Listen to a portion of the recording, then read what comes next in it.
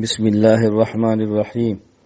اہل سنت والجماعت کا عقیدہ کہ اللہ تعالیٰ اپنی ذات اور صفات یعنی علم اور قدرت کے ساتھ ہر جگہ موجود ہے۔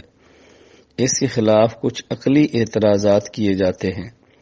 ان میں اعتراض نمبر 1 یہ ہے کہ اگر اللہ تعالیٰ ہر جگہ پر ہے اور اللہ تعالیٰ عرش پر نہیں تو حضور اکرم صلی اللہ علیہ وسلم کو اللہ رب العزت نے ہم کلام ہونے کے لیے عرش پر کیوں بلایا؟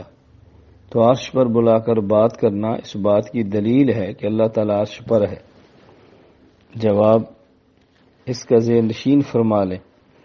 ہم کلام ہونے کے لیے حضور اکرم صلی اللہ علیہ وسلم کو عرش پر بلانا اگر اس بات کی دلیل ہے کہ اللہ تعالیٰ عرش پر ہے تو پھر کوئی شخص یہ بھی کہہ سکتا ہے کہ اللہ تعالیٰ کوہ طور پر ہے۔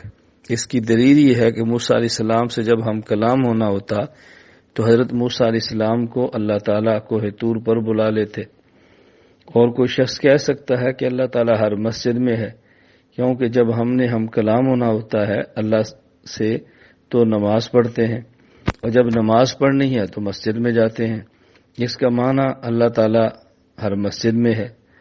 تو اس لیے بہترین بات یہ ہے کہ یوں کہا جائے کہ اللہ تعالیٰ کی ذات تو ہر جگہ پر ہے، لیکن کس شخص کے لیے کہاں بات کرنی ہے وہ بندے کی حیثیت کے مطابق اللہ تعالیٰ جگہ کا انتخاب فرماتے ہیں۔